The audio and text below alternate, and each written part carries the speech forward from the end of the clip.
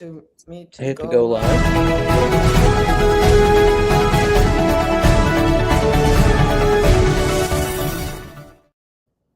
Morning, everybody. John Sviopla here for GAI Insights. Putting thoughts in your head, time in your day. We have Adam, Luda, and guest writer Kevin Petrie from Bark. Got a lot covered today. Morning, Kevin. And, morning. Great to be here. Yeah. All right. Let's get in the first article. All right. Here we've got introducing Codex from our friends at OpenAI. And this morning we got Adam on this. Adam, what's up? Yeah, good morning, afternoon, everyone. So OpenAI has just announced this Codex app. First of all, it's only for Mac OS at this point. If it were probably anyone else, I might have considered it, unless it was another state-of-the-art, flagship model. It would have probably been an optional product announcement. But given both what it is specifically in terms of an offering, in some ways a catch-up, but a nice aggregation of features. I don't know. I think it's not essential, but it is important that people are aware of this. They're categorizing it as a command center for agents. And the idea is really they're taking a lot of the capabilities that were already in Codex, as we see as a trend now, and making them easier and more accessible to consumers. Right? You see Anthropic doing the same thing with their desktop, right? Claude Code or I guess Claude Workspace, or what was it called? The desktop. Co-work, I think they called it. Yeah, Coworker, exactly. And this is sort of, I guess you could say, OpenAI's catch-up or competition to that, and in some ways to anti-gravity from Google in terms of an agentic workspace as a reinvention of the IDE. So what we're going to continue to see is this last mover advantage where whoever's entering a space is innovating and aggregating what's coming before them. But I didn't see a lot of real new exciting capabilities here. I did love in the article, they give an example of when they just allowed this automated agent swarm effectively to build a game using skills. Depending on whether they let it use 60,000, 800,000, or 7 million tokens, you can see the scale to which it's building. So we're starting to be able to imagine this world where it's really about how much you want to spend on the intelligence to how far or how big or how mature you want to evolve an idea, perhaps before you get your hands on it play with it and decide how you want to iterate. So it's potentially essential, as I even talk about it here. They've also adopted skills, which is originally Anthropic's model for how these things can build and use tools. And it has quite a big skills library. There's also some incredible threat vectors around skills right now, which I know we've discussed. But so there's a lot here to unpack. I'm going to change my rating, actually. So it's going to be in the All right. Talk yourself into it. Yeah, talk myself up. What do you think, Kev? I'd actually stick with important. I agree with everything Adam said. It is just Mac OS, this particular announcement, which I think limits the impact some. I think the other important dynamic to underscore what Adam was saying is that OpenAI has some work to do this year to gain traction and prove profit potential within enterprises. Yeah. They've got a lot of free consumers, but getting traction in the enterprise and in a sense catching up with Anthropic is critical. And this, I think, is the backdrop for this announcement they're making. All right. So important due to the Mac and the fact that OpenAI has got some work to do here. Luda. Yeah, I was also in an important category. People know about Codex. It has been out there. The fact that they put it now into the app on Mac is good, but doesn't really bridge that gap that Kevin was talking about. There's a way bigger gap to bridge. So I consider this a catch-up, and also they're adopting, as Adam said, various features from Anthropic. So certainly a catch-up. But those two horses, the Anthropic code and Codex at OpenAI, are really, trying to be head-to-head, and it's a really tough competition that they are in. But it's important, not essential, I don't think. All righty. I was going to go important as well for the reasons you just said. So, all right, let's give it an important. Next.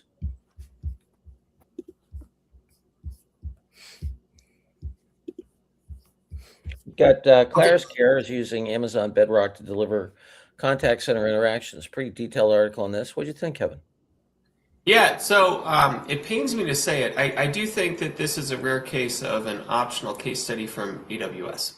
They have a long track record of putting together meaty stuff with business KPIs along with technical meat to help practitioners um, implement strong use cases. There are a few limitations to this article, in my view. They focus on customer service, and they're helping this company, Claris, whose entire business model is customer service software. So I always struggle a little bit with case studies in which the customer is basically showcasing their own software product. There are no business KPIs, and that is struggling. So you don't see any sense of the business results. Yeah. The thing is that if you're going to talk about customer service, in my view, you have to have a focus on customer satisfaction, and you have to measure it. And that's not here, because we all know as individuals, automated attendance can resolve problems or at least get you off the line pretty quickly without solving your problem or without making you happy.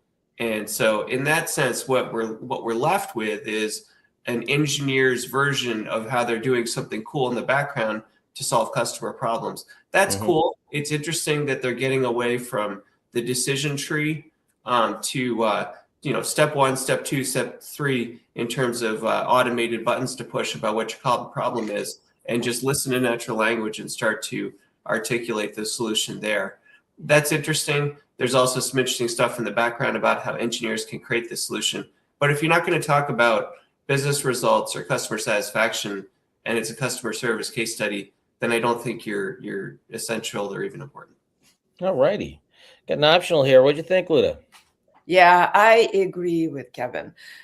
Even though it's a massive case, right? The care practices struggle with intake and classify the requests from the clients and patients, right? So this is a massive case. They process 15 million of these a month or something. So it's a lot, right? But since they didn't really tell us how this detailed architecture, how impactful that was, we can't trust the architecture, right? So yeah, totally optional, unfortunately. All right, Adam, you and I had this as important in the pregame. What do you think? So have you had a change of heart listening to them, John? Is that what you're saying? No. I'm still at important. What do you at? Yeah, as am I. I'm gonna actually channel Ankush tonight and put on my Ankush hat and say that I'm not sure if we've had any Amazon case studies around Lex yet, which is effectively their equivalent to Gems and Copilot Studio. And so I think for that reason, I'd probably keep it as important, so people have at least a basic playbook of how they can build with the equivalent low and no code connector system on Amazon. I hadn't really tapped into or really even thought about Lex and putting it up there next to Copilot and Gems until I saw this article. So that's why I was important on this. Yeah, and I was given it important for that, and for the fact that I think they do a really good job of decomposing the practicality of dealing with emotion and latency and escalation and customer service. It's nicely articulated against the solutions in the Bedrock thing. I like you, Kevin. I was totally disappointed. I mean, this is customer service scenario. We have all kinds of metrics you can share, and they didn't share any. All right, we're gonna go for important on this one. Next. I think you were talking into optional, but No. The first part about it says articulate. I think a decomposition of customer service issues on the phone, and also how the Amazon environment helps you get it done, as anything we've seen. So anyway, that's why I give it important. All right. Most people can't vibe code. Yeah, really interesting point of view here from A16Z. What do you think, Luda? So in the spirit of A16Z, who are a VC, right, they're talking about an opportunity in the market, talking about the vibe coding is a tremendous idea that is taking the world by storm, but unfortunately only 1% or so, they think, of people can get through to the real app, especially if what they're trying to code is reasonably complex.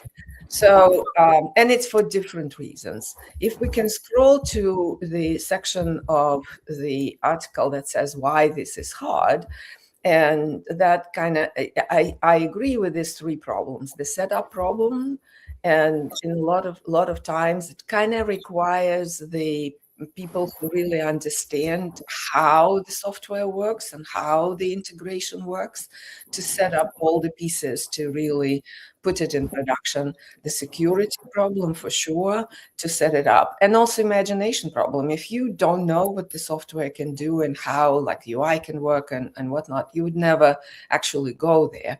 That programmers do. So it is hard. And then they go into, it's an opportunity, and there are probably people, and they name a couple, that are working in this opportunity to try to smooth over these problems. I gave it an optional because it doesn't really give AI leaders anything they can do at the moment.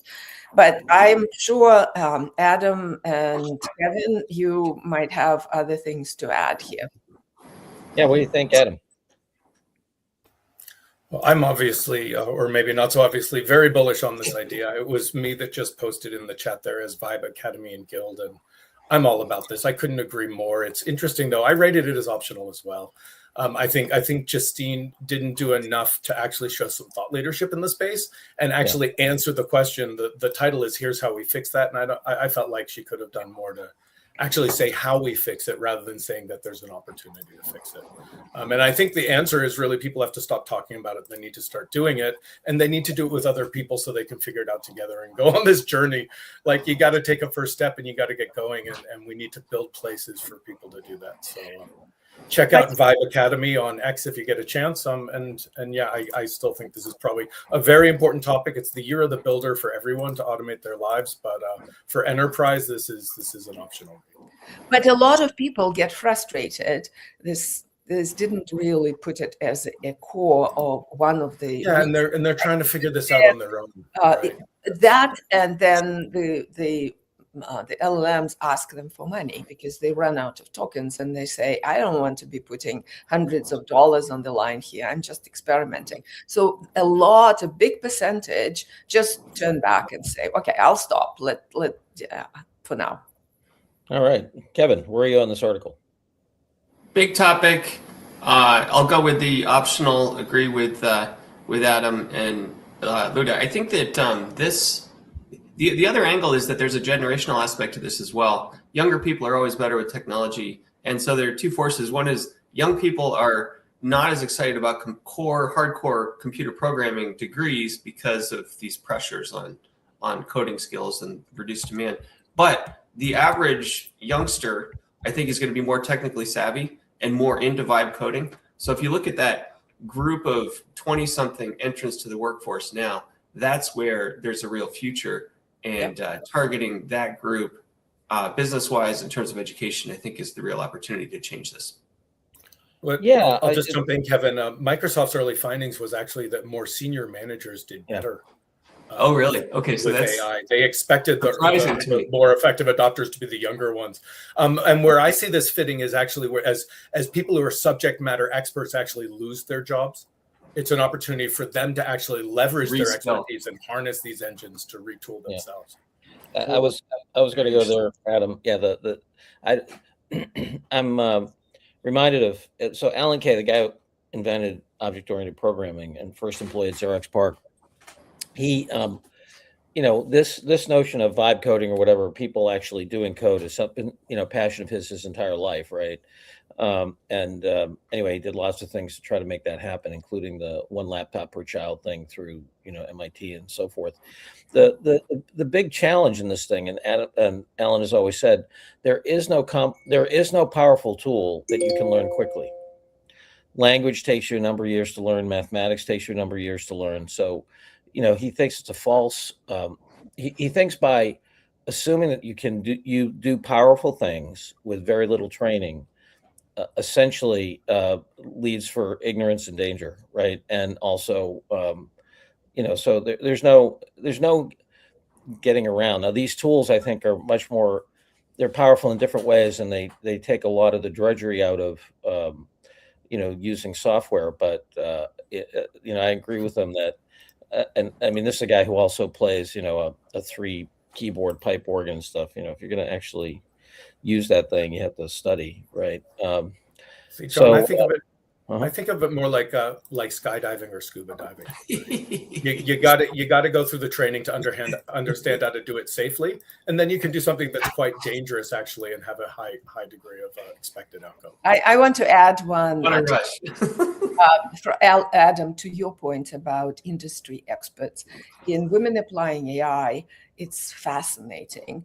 The women who are senior in specific industries, they're taking it and they're creating startups by themselves, building the whole app and the whole tool to showcase and going forward with that. So it's a fascinating trend. So we have a lot of people in this 1% in Women Applying AI. I'm really blown away. I think will be a pipeline of startups coming out of that.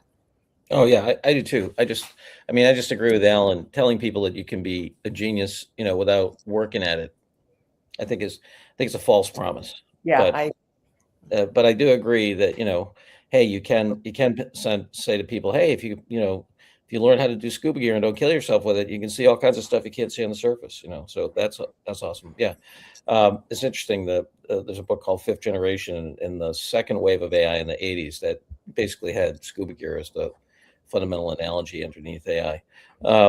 All right, Brenda's making the case. Hey, look, we're going back and forth. We think it's so important and so forth, even though this article is not that great. How I give it an important?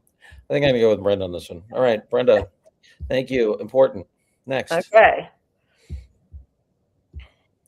Agents for Harvey. Boy, I just, my colleague Jeff Rayport and I are talking later today, and he's got a Harvard Business School case on Harvey, which it teaches very well because it makes really apparent what automation and services looks like.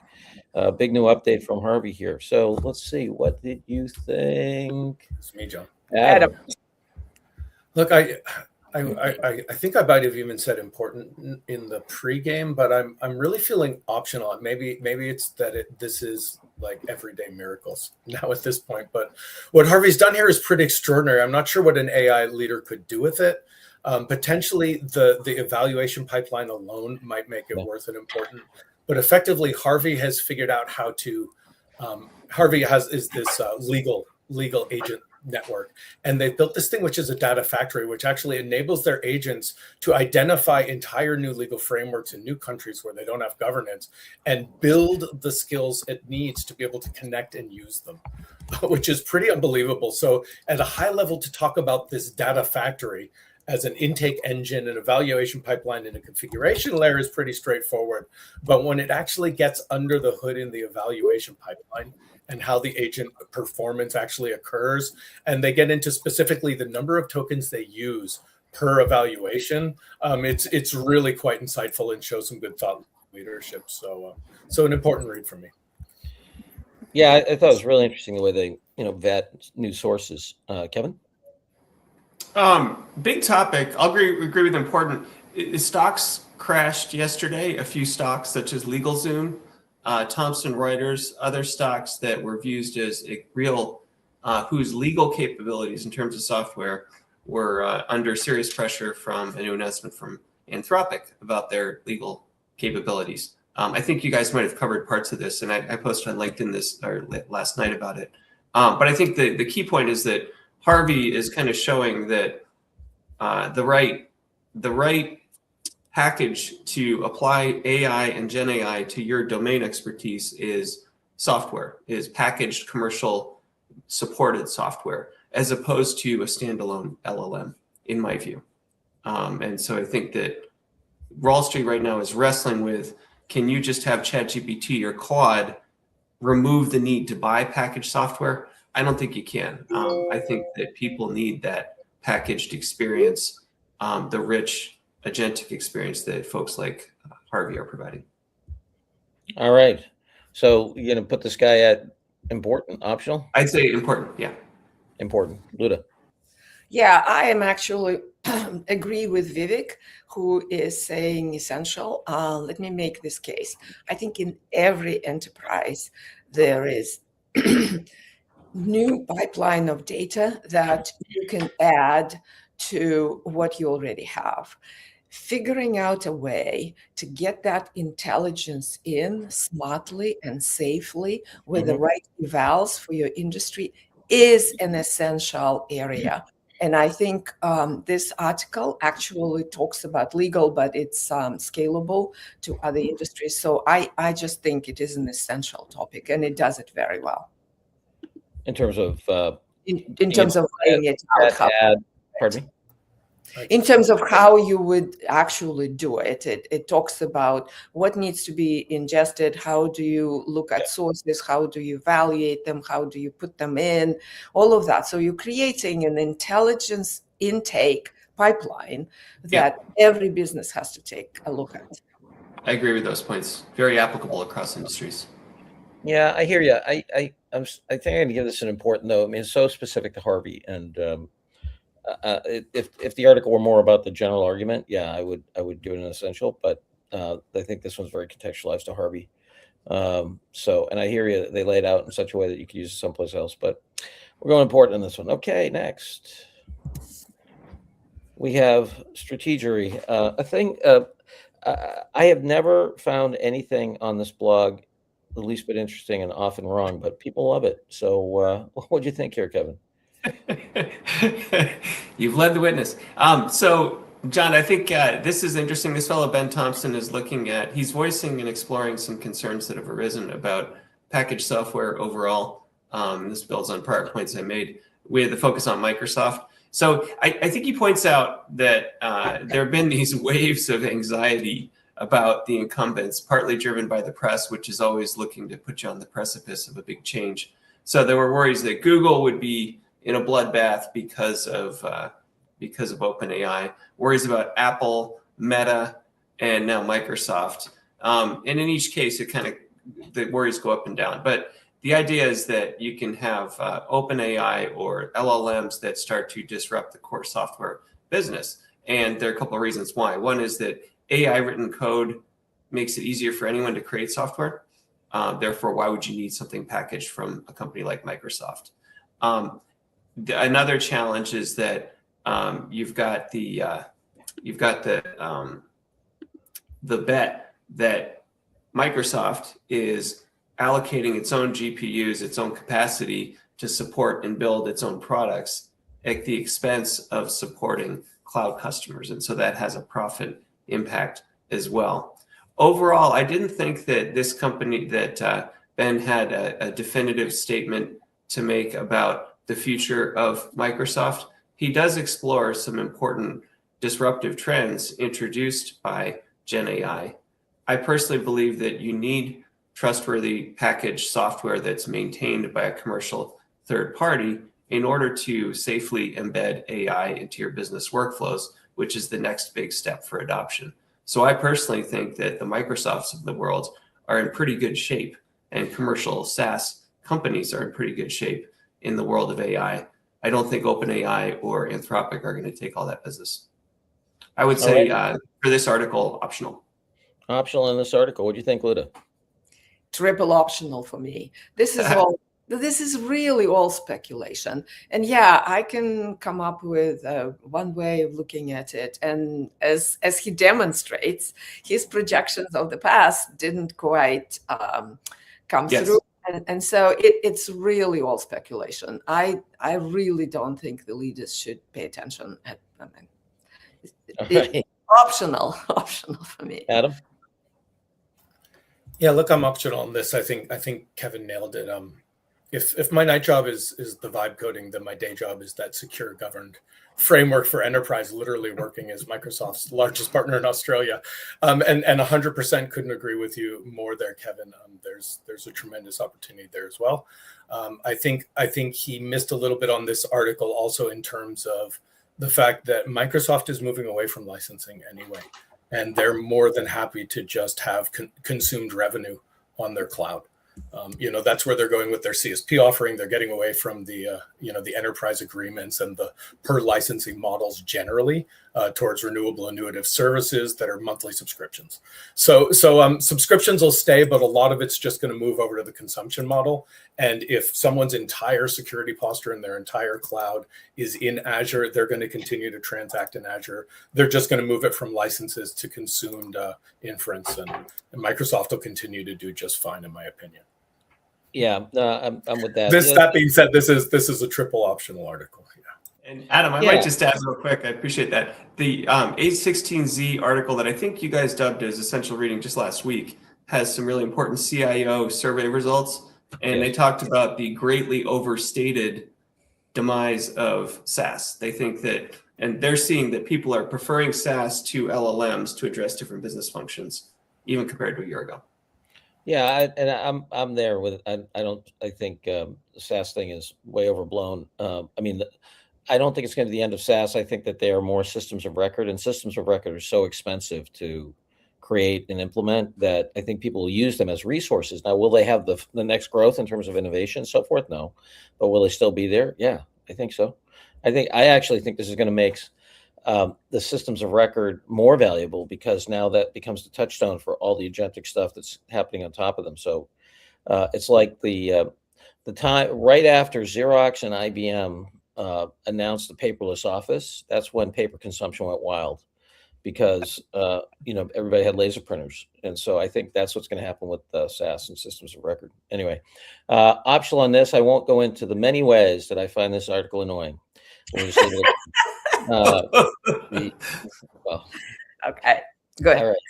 Next and last, the hot mess of AI. This thing, I tell you, whatever. It's a great title. What do you think, Luda? Yeah. So this article is from Anthropic.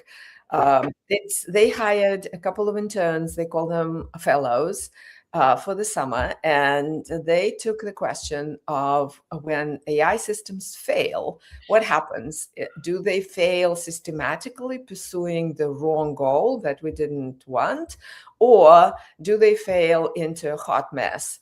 And that's they call misalignment. And then they put together code, and they actually define this misalignment and come up with interesting observations that are essentially in their environment that they built are factual. The longer the reasoning, the more incoherence, the scale improves coherence on easy tasks, not the hard ones, and on it goes. But it is really so esoteric in the guts of the system, and it's just one lens into how it might or might not evolve. So I think it's totally optional. All right. What do you think, Adam? Optional. All righty, Kevin. Yeah, I guess. I mean, it's kind of validating what we might expect, right? But the longer and these models reason, the more incoherent they become. That's you could probably find a few ways to prove that. Yeah, and like on the one hand it says, on the other hand, I'm reminded of that famous quote by Harry Truman: "Give me a one-handed economist." I think that definitely going to give this an optional, interesting exploration, but I don't think very even conceptually and theoretically, I don't think very much of an advance. All righty. So if we go to the tote board, Kevin, any announcements from Bark? We've got research kicking off right now on unstructured data management to support AI. Next month, we'll be kicking off a survey on data and AI governance to support AI innovation. Lots going on there. If you're a practitioner leading initiatives in that area, we'd love to hear from you. Great. Adam, anything? Well, how about your X Academy? Vibe Academy. Yeah. Yes. Just at Vibe Academy on X. If you want to find and follow me there, send me a DM. Always happy to chat about these things. All righty, Luna. Yeah, on February 12th, Women Applying AI are doing a live get-together. So please join us if you are in the Boston area. Any woman who wants to apply AI, please come over. Excellent. And our learning lab from Monday is up on YouTube. It's an overview of Google AI Studio. So that's available. 4 importance, 2 optional. See you all later. Have a great AI day, and see you bright and early or late, depending upon where you are on the planet tomorrow. Bye-bye now. Thank you. Bye.